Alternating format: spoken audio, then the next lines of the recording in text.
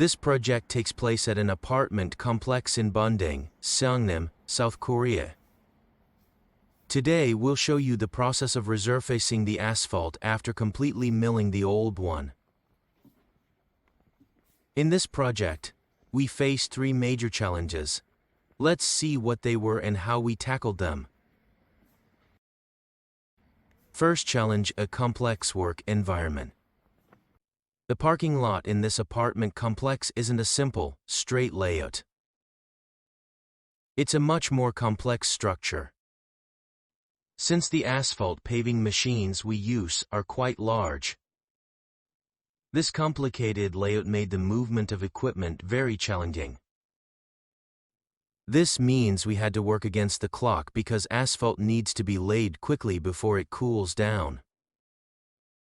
To make things even more difficult, there was only one main entrance to the apartment complex. So we had to work carefully to ensure the safety of residents passing by. Second challenge: the hot summer weather. Asphalt needs to be paved while it's hot and solidifies as it cools. Originally, this project was scheduled for late August, right after the monsoon season. However, the extreme heat of the summer lasted into the evening, which made it impossible for the asphalt to set properly. Since the Korean Thanksgiving holiday Chuseok was around the corner, we were hoping the weather would cool down in time. But even as Chuseok approached, the temperature didn't drop. The situation was tricky because we had already notified the residents weeks in advance, so delaying the project again wasn't an option. Luckily, the temperature dropped just before the construction day, and we were able to proceed as planned.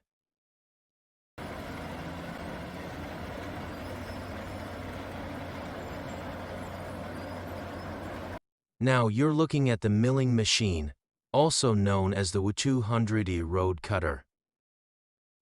This machine is typically used for milling roads, and it works in tandem with a dump truck to both mill and remove waste materials in one go.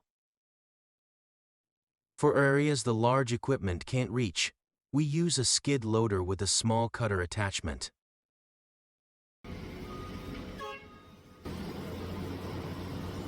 The road cutter and the truck work together seamlessly, making milling and waste removal efficient and fast.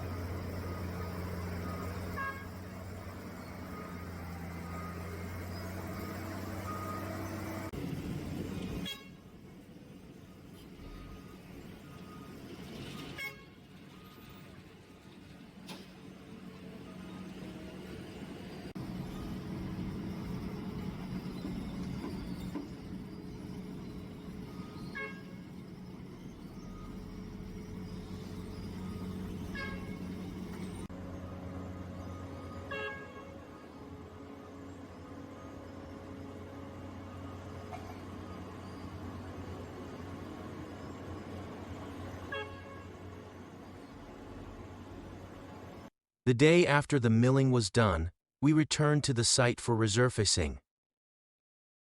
First, we applied an emulsified asphalt to the milled surface.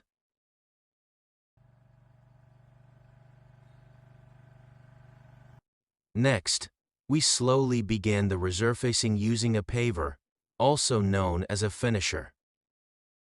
The finisher not only spreads the asphalt, but also performs an initial compaction. That's why the surface might already look like it's been finished after the paver passes. Third challenge: roller selection and traffic access. Earlier, we mentioned the complexity of the work environment at this site. For asphalt paving, we typically use a combination of a macadam roller, tire roller, and tandem roller. However, in residential areas or parking lots like this, we often use a combi roller instead of a tandem roller.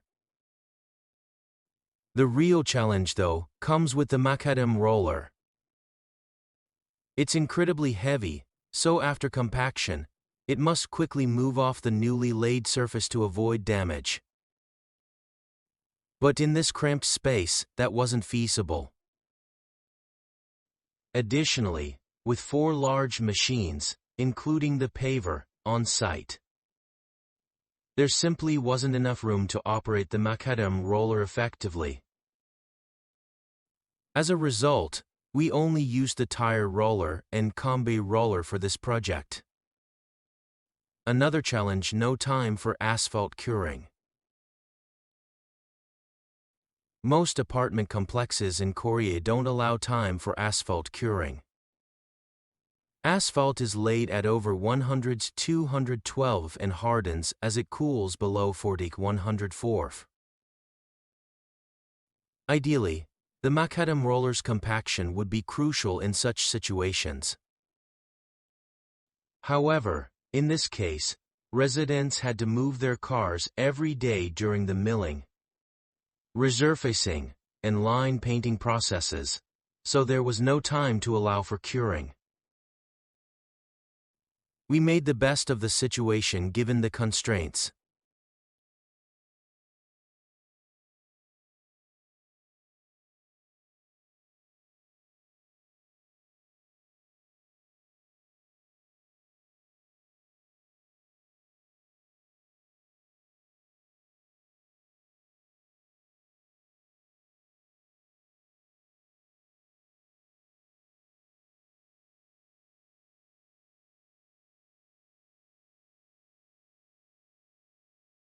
Finally, the parking lines have been painted, and the project is complete.